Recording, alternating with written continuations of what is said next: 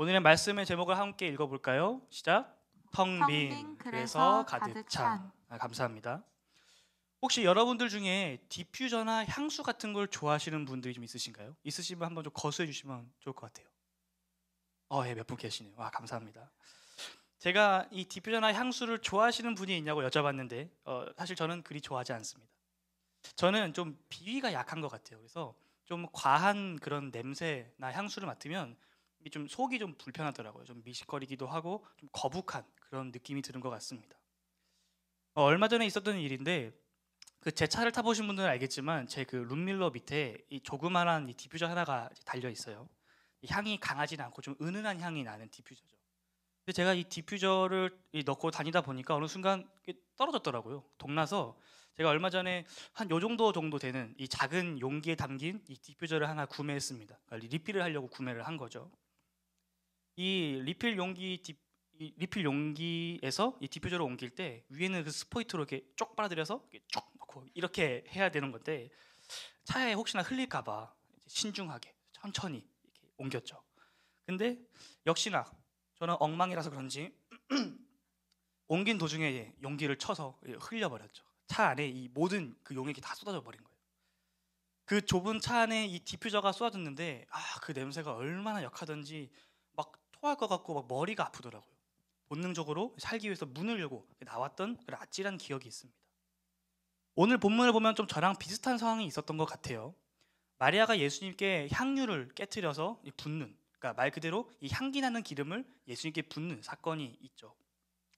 이 향유를 영어 성경에서는 펄퓸이라고 합니다. 그러니까 즉 향수를 말하는 거죠. 그러니까 쉽게 말해서 마리아가 예수님께 향수를 부은 이 사건이 오늘 일어난 것입니다. 제가 그 아찔한 기억을 잊지 못하고 기억하는 것처럼 아마 오늘 이 요한복음의 저자인 요한도 그때 당시 있었던 그 사건을 잊지 못하는 것 같습니다. 그의 마음 가운데, 그의 삶 가운데, 생각 가운데 아마 그 향수의 냄새가 깊이 남아 있었던 것 같아요. 마리아의 도유 사건, 그러니까 마리아가 향유를 부은 사건은 흔히 우리 한국교회에서 헌신이란 주제로 많이 다뤄집니다. 아마 여러분들도 이 마리아가 향유옥합을 깨뜨린 이야기를 많이 들어보셨을 거예요. 저도 오늘은 요한복음 12장 말씀을 통해서 이 마리아가 향유옥합을 깨뜨린 사건을 통해서 여러분들과 함께 은혜라는 주제를 나누고자 합니다. 오늘 말씀을 통해서 그 헌신에 대해서 나누고자 합니다. 오늘 말씀을 통해서 참된 헌신이 무엇인지, 그리고 참된 헌신으로 인한 열매가 어떠한 열매가 맺히는지 함께 발견하시고 그 열매를 맺는 삶을 사시기를 주님의 이름으로 축복합니다. 아멘. 우리 함께 말씀을 읽겠습니다. 1절에서 2절 말씀입니다. 1절에서 2절 시작. 6월절 엿새 전에 예수께서 베다니에 이르시니 이곳은 예수께서 죽은 자 가운데서 살리신 나사로가 있는 곳이라. 거기서 예수를 위하여 잔치할세 마르다는 일을 하고 나사로는 예수와 함께 앉은 자 중에 있더라. 아멘. 우리가 함께 읽은 이 1절과 2절은 오늘 이 본문의 배경을 설명하는데 매우 중요한 키포인트를 가지고 있습니다. 요한복음은 기본적으로 시간 순서대로 쓰인 책이 아닙니다. 그러니까 요한복음 첫 장은 1장부터 마지막 책인 21장까지 요한이 예수님의 사역을 시간 순서대로 조목조목 나열하는 책이 아닙니다. 요한복음 20장 31절을 보면 요한이 어떠한 특수한 목적을 가지고 이 복음서를 기록했다는 걸 알 수 있는데 그 이유는 예수님이 하나님의 아들 그리스도이심을 믿게 하기 위해서 이 책을 썼다고 기록하고 있습니다. 그러니까 다시 말해서 요한은 예수님이 어떤 분이신지에 집중을 하고 예수님이 누구신지에 대해서 말을 하고 싶은 거지 예수님의 사역을 시간 순서대로 나열한 책을 적은 것이 아니라는 것입니다. 그럼에도 불구하고 오늘의 본문은 굉장히 특이하게 요한이 이 본문의 배경이 언제인지 그리고 어디서 일어났는지 아주 명확하고 구체적으로 말하고 있습니다. 즉 이것은 오늘 본문을 이해하는 데 있어서 이 배경이 아주 큰 역할을, 아주 중요한 역할을 하고 있다는 것을 의미합니다. 바로 6월절 엿새 전 베다니에서 있었던 일을 말이죠. 유대인에게는 3대의 절기가 있습니다. 우리가 수요일 날 함께 봤던 말씀에 나와 있죠. 무교절, 칠칠절, 수장절입니다.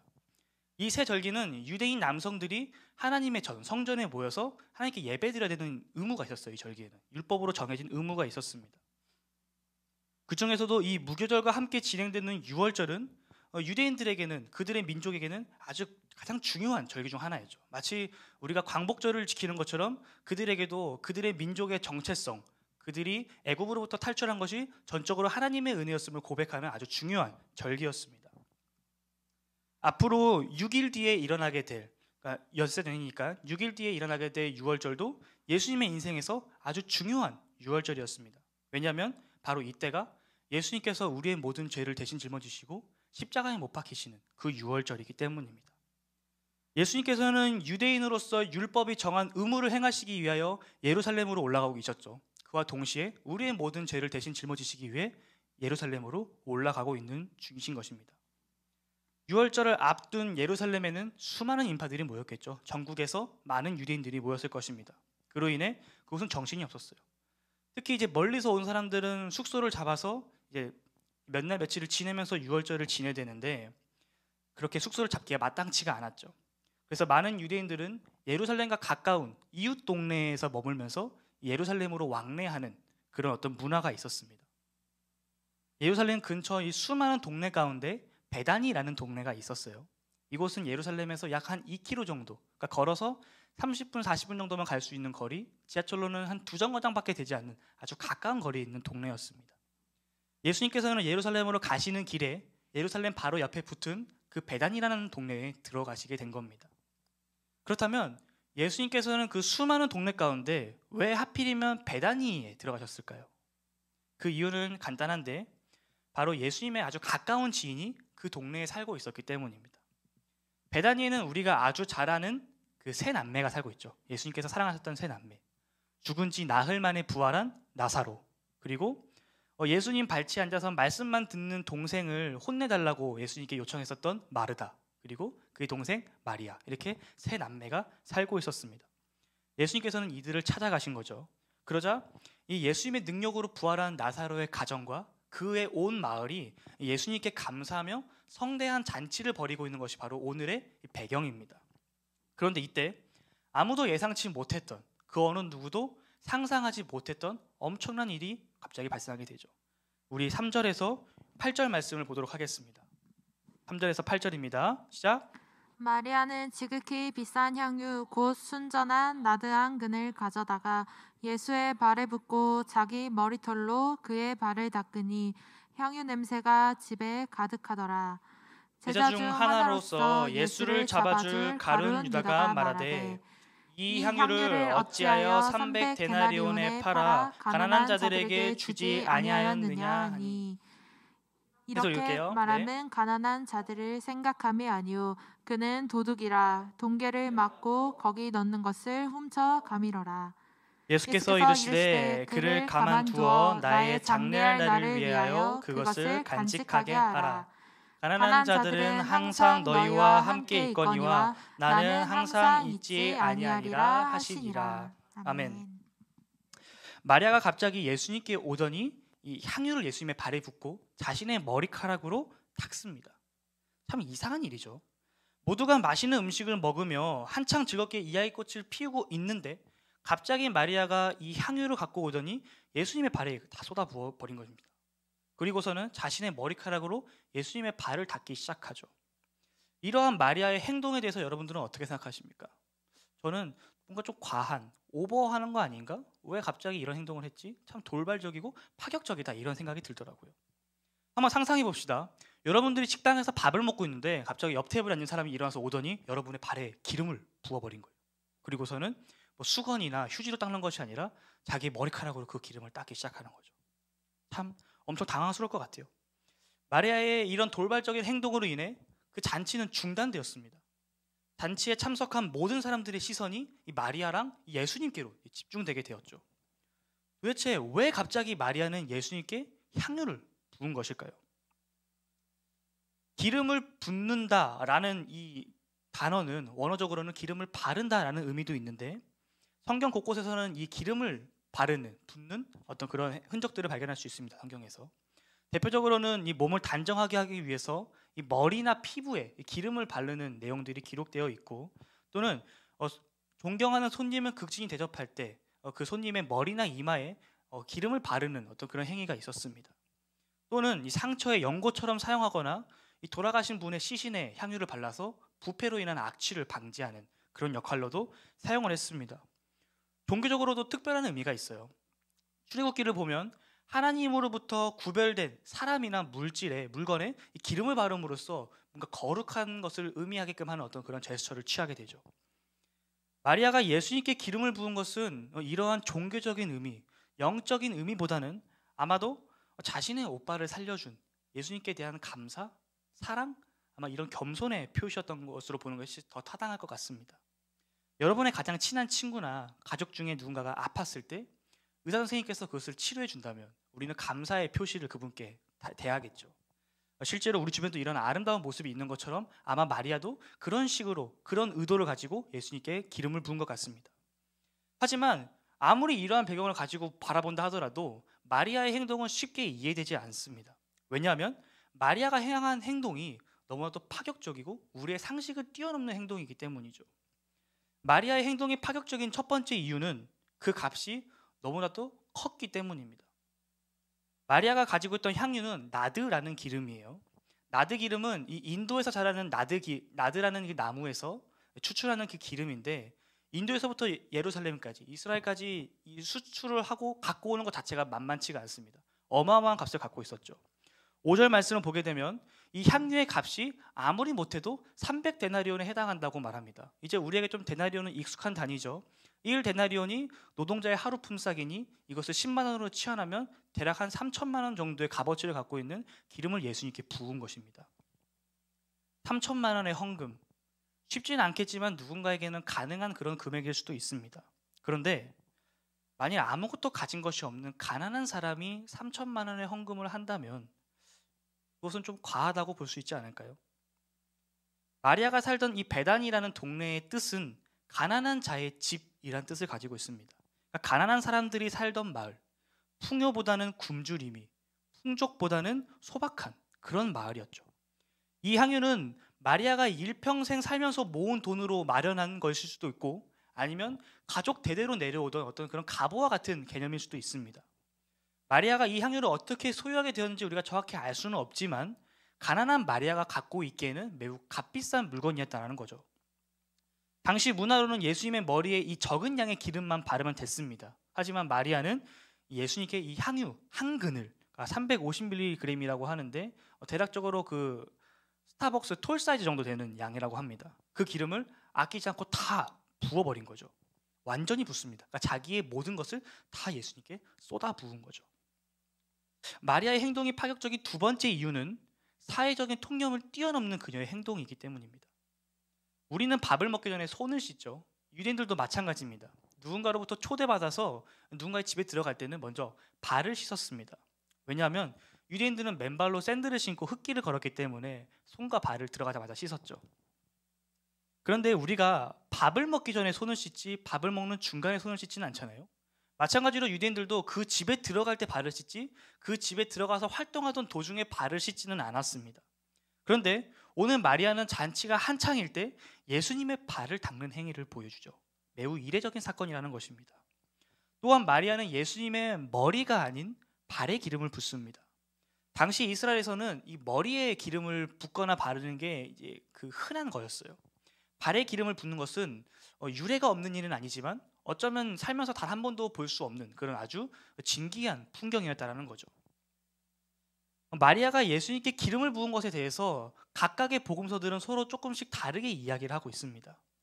마태복음과 마가복음은 마리아가 예수님의 머리에 기름을 부었다라고 기록을 하고 있고 요한복음은 예수님의 발에 기름을 부었다라고 기록을 하고 있어요. 어떤 학자들은 마리아가 예수님의 머리에 기름을 부은 것이 맞다라고 얘기를 합니다. 그렇다면 요한복음이 틀린 것입니까? 그것은 아닙니다. 이 학자들이 말하기를 마태와 마가는 마리아가 예수님께 기름을 부은 그 사건을 그대로 기록한 거고 요한은 그 결과에 초점을 맞춘 것이다 라고 얘기를 해요. 그러니까 즉 마태와 마가는 마리아가 예수님의 머리에 기름 부은 그 사건을 기록한 거고 요한은 그 기름이 흘러 예수님의 발까지 흘렀다라는 것을 기록했다라는 것입니다. 마리아가 부은 기름이 결코 소량이 아니라 아주 많은 양의 기름이었다는 것을 강조하고 있는 거죠. 이러한 해석이 맞는지 정확히 알 수는 없지만 확실한 것은 사람의 신체 부위 중에서 가장 천대받는 발에 부어진 매우 값비싼 향유가 마리아의 헌신을 더욱 극대화시켜주는 효과를 줍니다. 또한 마리아는 예수님의 발을 닦을 때 이 수건이 아니라 자신의 머리카락으로 예수님의 발을 닦죠. 당시 이스라엘 여인들은 머리를 묶거나 가린 채 생활을 했습니다. 공공연한 장소에서 자신의 머리카락을 풀어헤치는 것은 그 당시에 좀 꼴사나운 모습이었어요. 민수기 5장 18절에 의하면 여성이 공적인 자리에서 자신의 머리를 풀 수 있는 어떤 그런 이야기가 등장하는데, 그때가 언제냐면 남편으로부터 고발당했을 때, 그것도 남편이 내 아내가 바람을 핀 것 같아요 라고 고발했을 때 여인이 나는 그런 적이 없습니다 라고 결백을 주장하며 하는 행위가 자신의 머리카락을 푸는 행위입니다. 그러니까 사람들 앞에서 자신의 머리카락을 푸는 것은 당시 여인들의 입장에서는 매우 치욕스럽고 매우 그런 창피한 일인 거죠. 수치스러운 일이라는 것입니다. 비록 마리아가 자신의 머리카락을 푼 의도가 예수님에 대한 극도의 감사의 표시이자 겸손이었지만, 마리아가 머리카락을 풀고 있는 모습은 당시 사회에서 비난받고 조롱받을 만한 모습이었다는 것입니다. 더 나아가 마리아는 자신의 머리카락으로 예수님의 발을 닦죠. 기꺼이 사회적인 비난을 감수하는 것입니다. 여러분은 이렇게 뭔가 좀 극단적이고 과한 것 같은 마리아의 행동이 좀 이해가 되시나요? 이러한 마리아의 행동에 대해서 어떻게 생각하십니까? 저는 이러한 마리아의 행동이 썩 좋게 보이지만은 않는 것 같아요. 좀 과한, 좀 심하면 좀 광신적인 모습도 어느 정도 포함하고 있는 것 같습니다. 이렇게 파격적인 마리아의 행동은 우리 안에 불편한 마음을 만들어냅니다. 굳이 이렇게까지 해야 하나? 굳이 신앙생활을 하는데 이렇게까지 극성맞게 해야 하나? 이런 마음을 일으키죠. 오늘 본문 4절과 5절을 보면 우리와 같은 생각을 하던 사람이 있었습니다. 바로 가룟 유다죠. 가룟 유다는 어째서 이토록 비싼 향유를 낭비했냐면서 마리아에게 질책합니다. 이 향유를 예수님께 붓는 것이 아니라 차라리 이것을 팔아서 가난한 이들에게 나눠주는 것이, 그들을 돕는 것이 더 좋았을 거다라고 말하면서 마리아를 혼냅니다. 마태복음을 보면 가룟 유다뿐만 아니라 나머지 11명의 제자, 베드로나 야고보, 안드레와 같은 제자들도 같은 마음을 품었다는 것을 우리는 발견할 수 있습니다. 저는 이 가룟 유다의 마음, 제자들의 마음이 어느 정도는 좀 이해가 돼요. 우리가 한번 상상을 좀 해볼까요?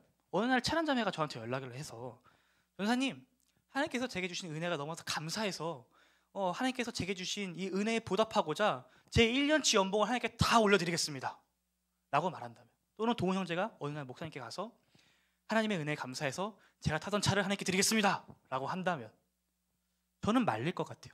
만약에 여러분들이 그런 이야기를 들었다면 여러분들은 어떤 반응을 보이시겠습니까? 저는 말릴 것 같습니다.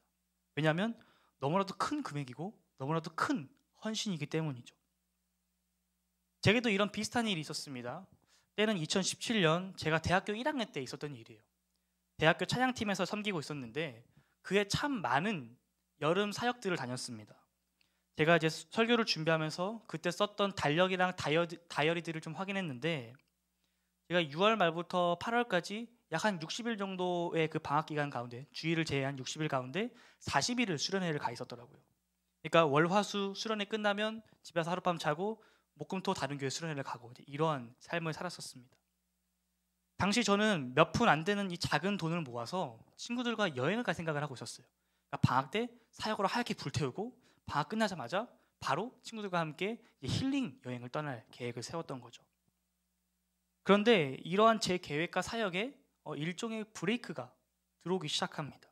그 브레이크로 인해 여행을 포기하게 되는 일이 있었어요. 여름방학 때 섬겼던 어떤 한 단체가 있었습니다. 그 단체의 사역을 준비하는데 대표 목사님으로부터 어떠한 이야기를 듣게 됐어요. 사실 이건 저 혼자 들은 게 아니라 모든 스태프들에게 내려온 일종의 공지사항 같은 거였습니다. 어떤 내용이었냐면, 캠프를 준비하는 과정에서 재정적인 문제가 발생했다는 것입니다. 참여를 희망했던 몇몇 교회들이 개인적인 사정으로 인해서 갑자기 캠프를 취소하게 된 사건이 발생한 거죠. 우리가 수련회를 참가할 때 이제 회비를 내지 않습니까? 그러면 그 회비로 인해서 그 캠프를 운영하는 입장에서는 그 회비로 캠프를 진행하는 장소를 대여하고 게임이나 레크레이션 같은 걸 할 수 있는 물품도 구매합니다. 그리고 그 모든 스태프들과 또 그 학생들이 먹을 음식도 준비를 하죠. 모든 것을 다 준비하고 진행하고 있는데 갑자기 몇몇 교회가 취소하면서 회비를 환급해 주다 보니 재정에 펑크가 나게 된 겁니다. 그래서 모든 스태프에게 내려온 공지가 예정되었던 사례비를 줄 수 없다, 미안하다라는 이야기와 함께 캠프를 위해서 기도해주고 혹시 마음에 감동이 있는 사람들은 캠프를 위하여 헌금을 좀 해달라라는 내용이었습니다. 저는 고민을 했습니다. 나는 어떻게 해야 하나, 헌금을 해야 하나, 하게 되면 얼마를 해야 되나, 이제 이런 고민을 하며 하나님께 기도했는데 하나님께서 제게 주신 마음은 민혁이 너가 여행 가려고 준비했던 그 모든 금액을 했으면 좋겠다라고 하시더라고요. 쉽지 않았습니다. 그때 당시 제게 굉장히 큰 돈이었거든요. 제가 그 금액을 헌금하고 나면 제 전 재산이 2만 원인가 3만 원인가밖에 남지 않는 그런 상황이었습니다. 하나님과의 씨름이 있었어요. 결론적으로는 하나님의 말씀에 순종을 했습니다. 그러니까 이렇게 오늘 말할 수 있는 거겠죠. 여행을 가려고 준비했던 모든 금액을 하나님께 온전히 하나도 아낌없이 다 드렸습니다. 그런데 여전히 제 마음 가운데는 불안한 마음이 있었어요. 또 다른 교회가 펑크내면 어떡하지? 그럼 그때 헌금을 또 해야 되는 건가? 우리의 헌금이 부족하면 어떡하지? 이러다가 수료를 못하는 건 아닌가? 이런 불안함이, 걱정들이 제 안에 가득 채워지게 됩니다. 그런데 그로부터 며칠 뒤에 이 대표 목사님으로부터 아주 놀라운 이야기를 듣게 됩니다. 제가 캠프에 헌금을 했고 또 수많은 스태프들도 이 캠프를 위해서 헌금을 했습니다. 목사님께서 이 많은 사람들이 해주신 이 헌금을 보니 예상보다 많은 금액이 모이게 된 거죠. 참 감사한 일이었습니다. 목사님께서 이 헌금을 놓고 기도하시다가 하나님으로부터 어떤 마음을 받으셨대요. 어떤 마음이었냐면 타지에서 선교하시는 선교사님께 그 물질을 흘려보내는 쪽으로. 하나님께서 그 물질을 캠프에 쓰는 것이 아니라 다른 곳으로 흘려보내시기를 원하셨습니다. 대표 목사님께서는 이 하나님의 말씀에 순종해서 선교사님을 만나 하나님께서 주신 마음과 함께 그 물질을 흘려보냈습니다. 근데 참 놀랍고 경이로운 것은 그 선교사님께서도 이 캠프 단체의 힘들고 어려운 상황을 아시고 우리가 흘려보낸 금액과 비슷한 금액을 헌금해 주신 거죠. 그것 헌금해 주신 것입니다. 참 놀라운 일이죠.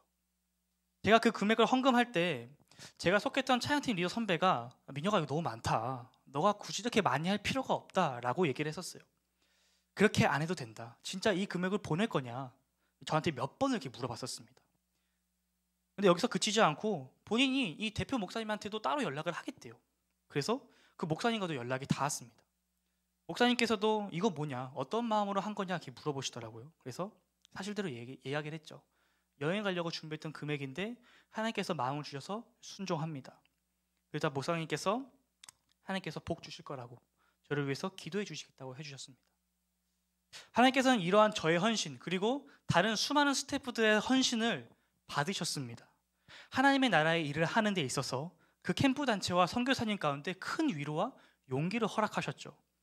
저는 이 일을 통해서 하나님께서 이 캠프 단체를 정말 사랑하시는구나. 하나님께서 이 사역을 정말 좋아하시는구나 라는 걸 깨닫게 됐어요. 그 다음부터는 이 캠프 단체에 대한 이 재정적인 걱정이 사라지더라고요. 그치? 하나님께서 채워주시겠지. 하나님께서 하나님의 사람들을 통해서 하나님의 방법으로 하나님의 때에 채워주시겠지. 믿음이 생기더라고요. 그렇게 불안이 은혜로, 걱정이 기쁨으로 바뀌어서 나아갔던 수련회에서 저는 많은 은혜들을 받았습니다. 사실 저는 수많은 사역들, 수련회를 다니면서 제 안에 어떤 마음이 있었냐면 그래 오늘도 예배 도와주고 왔다, 섬기고 왔다, 그저 이런 마음만 있었습니다. 늘 공허한 마음이 있었는데 제가 이 캠프를 다녀오고 나서는 이게 예배구나, 이렇게 예배를 준비해야 되는구나 라는 배움을 얻었습니다. 그리고 유일하게 그 캠프에서 하나님 나라를 위해 함께 나아갈 동력자를 만나게 됐죠. 제가 했던 헌신이 누군가가 듣기에는 과하다고 또는 미련하다고, 그렇게 하지 않아도 된다고 말할지 모릅니다. 또는 충분히 다른 방법이 있지 않았겠냐라고 말할지도 모르겠습니다. 그런데 하나님께서 제게 주신 마음은 그게 아니었어요. 하나님께서 제게 주신 믿음의 분량은 그것을 그 캠프 단체에 다 쏟아붓는 거였습니다. 제가 하나님의 말씀에 순종했고 또 수많은 스태프들이 하나님의 말씀에 순종함으로 말미암아 놀라운 은혜의 열매가, 순종의 열매가 맺힌 거죠.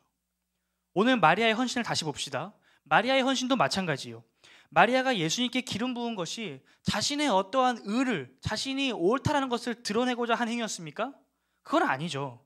마리아가 자신의 의를 드러내고자 했다면 예수님의 머리에 기름을 조금만 발라도 충분했습니다.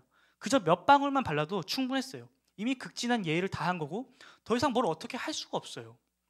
그리고 차라리 향유를 붓는 것보다 가룟 유다가 말한 것처럼 차라리 그것을 팔아서 예수님께 바르고 남은 것을 팔아서 그것을 가난한 자들에게 나눠주는 것이 훨씬 더 효과적이었을 것입니다. 또는 그 돈을 성전에 가지고 가서 헌금하는 것이 더 임팩트가 있었을 거예요. 마치 마가복음 12장 41절을 보게 되면 일부러 부자가 자신이 하는 헌금에 대해서 생색내기 위해서 돈소리를 짤랑짤랑 내며 헌금하는 것처럼 말이죠. 마리아는 하나님께서 자신에게 주신 감동으로 말미암아 자신이 가지고 있던 이 순전한 이 나드 한 근을 온전히 예수님께 쏟아 부었습니다. 예수님에 대한 사랑으로, 예수님에 대한 감사로 자신의 전부를 부은 거죠. 마치 가난한 과부가 자신에게 있는 두렙돈 약 1,500원을 하나님께 다 드린 것처럼 말입니다. 아주 대단한 믿음이죠. 그렇다면 이번엔 가룟 유다에 대해 살펴봅시다. 가룟 유다는 마리아에게 화를 냈죠. 비싼 향유를 낭비했다고 화를 냅니다. 향유를 팔아서 번 돈으로 섬기는 게 더 좋은 선택이었을 거라고 화를 내죠. 여러분들은 이러한 가룟 유다의 주장에 대해서 어떻게 생각하십니까? 저는 가룟 유다의 생각이, 그 주장이 완전히 틀렸다고 보지는 않습니다. 굉장히 이성적이고 논리적인 접근이죠. 하지만 여기서 중요한 것은 가룟 유다의 마음이에요. 마음. 가룟 유다의 주장이 완전히 틀렸다고 볼 수는 없지만 가룟 유다의 마음은 완전히 틀렸습니다. 아예 틀려 먹었어요.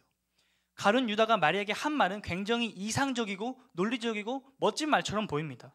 그런데 굉장히 잘못된 주장을 하고 있는 거예요.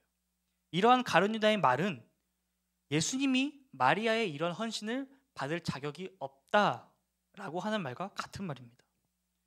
마리아에게는 300데나리온, 3천만 원에 해당하는 향유보다 예수님이 먼저였어요. 예수님이 그 향유보다 더 귀한 분이었고 더 소중한 분이었습니다. 자신의 전부보다 예수님이 더 귀한 분이었죠. 그런데 가룟 유다는 아니었어요.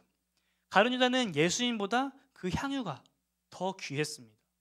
그 향유가 갖고 있는 그 돈, 그 가치가 더 귀했어요. 예수님을 향한 마리아의 헌신은 예수님을 향한 감사에서 나온 것입니다.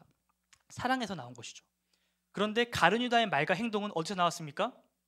돈에서 나왔죠. 돈. 계산적인 사랑에서 나온 것입니다. 6절 말씀을 보십시오.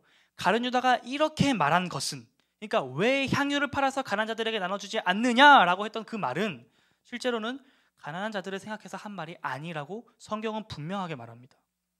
가룟 유다는 예수님 공동체에서 돈괴를 맡은 자였죠. 그러니까 회계 장부를 쓰던 사람이었습니다. 가룟 유다는 그 장부를 정리하며 이미 돈을 훔친 이력이 있는 사람이었어요.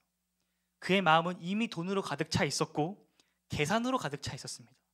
가룟 유다는 입으로는 사랑을 말하지만 그의 마음은 예수님이 아닌 돈으로 가득 차 있었죠. 그의 말은 맞는 말, 당연한 말, 타당한 말 같지만 그의 마음은 계산으로 가득 차 있었습니다. 여러분, 헌신은 사랑의 최고의 표현입니다. 사랑하기 때문에 헌신할 수 있는 거예요. 사랑하지 않으면 헌신할 수 없습니다. 사랑하기 때문에 나눌 수 있는 거고, 사랑하기 때문에 손해를 보고, 사랑하기 때문에 내가 그 값에 대해서 묻지 않는 겁니다. 사랑은 계산하지 않아요. 사랑에는 선이 없습니다. 적당이라는 선이 없죠. 사모님께서 자주 하시는 말씀처럼 회색지대가 존재하지 않습니다. 적당이라고 말하는 것은 사랑이 아니죠. 예수님께서 우리를 사랑하셔서 우리의 모든 죄를 대신 짊어지시고 십자가에서 못 박혀 돌아가셨습니다. 예수님께서 그것에 대한 값을 우리에게 언제 요구하신 적이 있으십니까? 없죠. 예수님께서 그 값을 요구하셨다면 우리 중 그 어느 누구도 그 값을 지불할 수 없습니다. 여러분들의 부모님이 또 여러분들의 친구들이 사랑을 대가로 그 값을 요구합니까? 아니죠. 요구한다면 그거는 진짜 사랑이 아닙니다. 가룟 유다와 같은 계산적인 사랑이죠. 그런데 사람들은 이러한 사랑을, 이러한 헌신을 말립니다. 왠 줄 아십니까? 그 마음 안에, 말리는 사람 그 마음 안에, 그리고 내 마음 안에 가룟 유다가 있기 때문이에요. 내 마음 안에 얘가 하면 나도 해야 되는데, 나는 이렇게까지 하기 싫은데, 순종하기 싫은데 라는 마음이 있기 때문에 그런 거예요. 신앙생활도 마찬가지입니다. 우리가 신앙생활을 하다 보면 유별나게 한다고 막 뭐라 하는 사람들이 있습니다. 물론 그 중에는 진짜 유별나게 신앙생활 하시는 분들도 있어요. 그런데 유별나게 신앙생활을 한다고 하시는 분들의 이 신앙의 모습을 보면 한 가지 특징이 있습니다. 공통된 특징이 있어요. 그것은 뭐냐면 목숨을 건다라는 거예요. 예배에 목숨을 걸고 경건을 지키기 위해 목숨을 걸고 하나님께서 주신 은혜를 잊지 않기 위해서 몸부림치고 어떻게든 하나님 말씀 붙잡으려고 하고 무릎 꿇는 기도의 사람들이고 하나님의 영광을 위해 자기 자신을 바치는 사람들이에요. 신앙생활은 내 만족을 위해서 하는 게 아니죠. 내 시선으로 바라보는 것은 신앙이 아닙니다. 그저 내 삶이죠. 신앙은 하나님을 바라보는 것입니다. 사람을 바라보는 것이 아니라 하나님을 바라보는 거고, 세상을 바라보는 것이 아니라 하나님의 나라를 바라보는 거고, 재물을 바라보는 것이 아니라 그 재물을 만들고 내게 허락해 주신 하나님을 바라보는 것이 바로 신앙입니다. 마리아의 행동에 불편함을 느끼신 분 계십니까? 그 마음이 우리의 영적 상태를 말해주고 있는 거예요. 여러분 마음 가운데 예수님보다 더 사랑하고 있는 것이 있다는 것이고, 내 마음에 믿음의 순종보다는 계산이 앞서 있다는 것입니다. 여러분의 생각과 삶 가운데 예수님보다 더 소중하게 생각하는 것이 있다는 것이죠. 과해 보였던, 파격적이었던 마리아의 헌신이 어떠한 열매를 맺습니까? 마리아가 예수님께 기름 부음으로 예수님의 죽으심을 준비하는 통로가 됩니다. 과연 마리아는 자신의 헌신이 예수님께 이렇게 쓰임 받을 수 있을 거라고 생각했을까요? 저는 아닐 것 같아요. 아무리 묵상해봐도 마리아는 몰랐을 것 같습니다. 하지만 그녀의 헌신이 예수님의 죽으심을 준비하게 되죠. 예수님이 어떤 분이신지를 나타내는 아주 귀한 도구가 됩니다. 우리가 예수 그리스도라고 말할 때 이 그리스도가 기름 부음 받은 자라는 뜻을 가지고 있습니다. 즉 예수님은 기름 부음을 받은 자죠. 구약 성경을 보면 하나님께서 사람을 거룩하게 구별하실 때 기름을 부으셨는데, 이들은 하나님을 예배하는 제사장, 하나님의 말씀을 대언하는 선지자, 하나님께서 세우신 백성의 지도자인 왕이었습니다. 마리아가 예수님께 기름을 부음으로써 예수님은 하나님과 우리 사이의 대제사장이시며 하나님 나라의 복음을 전한 선지자이시고, 그와 동시에 우리의 예배를 받으시기에 합당하신 왕이라는 사실을 밝히 만천하에 나타내는 귀한 열매가 되었습니다. 그렇다면 우리도 마리아처럼 우리에게 있는 모든 것을, 모든 물질의 전부를 예수님께, 하나님께 드려야 하는 걸까요? 저는 지금 그것을 말하고 싶은 것이 아닙니다. 이 부분을 어떻게 설명하면 좋을까 고민하다가 이 주중에 읽었던 책에서 아주 좋은 문구를 발견했습니다. 천국을 준비하는 물질관이라는 소주제 아래 이런 문구가 적혀 있었습니다. 천국을 의식하면 돈을 쓰는 방법과 물질관이 달라진다. 우리는 천국을 생각하면 재물을 써야 한다. 우리는 하나님과 재물을 겸하여 섬길 수 없다. 재물은 하나님을 섬기기 위해 필요한 것이다. 재물은 돈만 아니라 인간이 가진 모든 것을 의미한다. 우리의 달란트, 건강한 몸이 다 재물이다. 예수님 때문에 참고, 예수님 때문에 손해보고, 하나님 때문에 살아가는 우리의 삶의 모습들, 이것들을 다 쌓아놓는 것이다. 그 모든 것이 실제 천국을 준비하는 삶이다. 마리아는 그저 향유만을 부은 것이 아닙니다. 당시 여성으로서 지켜야 될 사회적인 규범이나 명성, 더 나아가 자신의 삶의 전체를 예수님께 드린 거죠. 이뿐만이 아닙니다. 마태복음과 마가복음에 의하면 오늘 잔치가 열리고 있는 이 집은 나사로의 집이 아니에요. 과거 예수님께 문둥병을 치유받았던 시몬이라는 사람의 집입니다. 시몬은 예수님께 자신의 집을 내어드렸고, 마르다는 열심히 일을 하며 잔치를 돕고 있고, 또 나사로는 예수님과 함께하며 잔치의 흥을 돋구고 있습니다. 온 마을이, 모든 사람들이 각자 자기에게 주어진 자리에서 각자 자신의 능력과 상황과 지위에 맞게 헌신하고 있는 거죠. 이는 우리에게 아주 좋은 교훈을 줍니다. 헌금을 많이 한다고 해서, 자주 한다고 해서 좋은 헌신이 아닙니다. 마음이 주님께로 맞춰진 자는 그의 삶이 아름다운 헌신이 되는 거예요. 그의 삶의 최우선순위가 주님이기 때문에 어딜 가든 뭘 하든 그의 삶은 주님께서 보시기에 아름다운 헌신의 삶이 되는 거죠. 이것이 바로 참된 헌신입니다. 우리의 삶이 주님께서 보시기에 아름다운, 그리고 순종과 헌신의 열매를 맺는 복된 삶이 되기를 주님의 이름으로 축복합니다. 말씀의 결론을 맺겠습니다. 오늘 우리는 헌신에 대한 말씀을 봤습니다. 제가 말씀을 묵상하고 끊임없이 고민했던 것이 있었는데, 그렇다면 우리는 죽을 때까지 늘 손해를 보면서 살아야 하는 것인가? 우리는 늘 헌신만을 하고 남에게 우리의 것을 퍼주기만 하면서 살아야 하는 것인가? 이런 질문을 갖고 아주 오랜 시간 묵상을 했습니다. 한 달 가까이 묵상한 것 같아요. 그리고 그 답을 찾았습니다. 우리가 함께 3절 말씀을 힘있게 선포했으면 좋겠습니다. 함께 선포하겠습니다. 마리아는 지극히 비싼 향유 곧 순전한 나드 한 근을 가져다가 예수의 발에 붓고 자기 머리털로 그의 발을 닦으니 향유 냄새가 집에 가득하더라. 아멘. 향유는 부어졌습니다. 이 향유가 담겨있던 병은 이제 빈 병이 되었죠. 텅텅 비게 되었습니다. 이제 더 이상 향유는 존재하지 않습니다. 그런데 아이러니하게도 그 집은 사랑과 헌신이라는 아주 아름답고 향기로운 향기로 가득 차게 됩니다. 여러분, 이것이 은혜입니다. 나의 모든 것을 쏟아 부어 다 잃어버린 것 같고 손해를 본 것 같으나 실제로는 더욱 풍성하게 채워진 것이죠. 향유가 병 안에 있을 때는 아주 작은 부피를 가지고 있었어요. 그런데 향유가 부어짐으로 말미암아 그 집 전체가, 아마도 그 마을 전체가 가득 채워졌을 것입니다. 마리아의 헌신은 낭비가 아니었어요. 병 안에 담겨있던 향유는 냄새가 없죠. 냄새가 나지 않아요. 쏟아졌기 때문에 비로소 아름다운 향기를 내는 것입니다. 그 향기로 말미암아 예수님께서 죽으시러 올라가던 절망과 슬픔과 죽음의 길은 이제 새로운 시작을 알리는 소망과 기쁨과 부활의 길이 되었습니다. 예수님께 감사하며 즐기던 잔치가 이제는 하나님과 그 아들 예수 그리스도의 영광을 나타내는 예배의 자리로 변하게 된 거예요. 예배를 세운다는 것은, 우리가 헌신한다는 것은 오직 하나님만을 높이는 것입니다.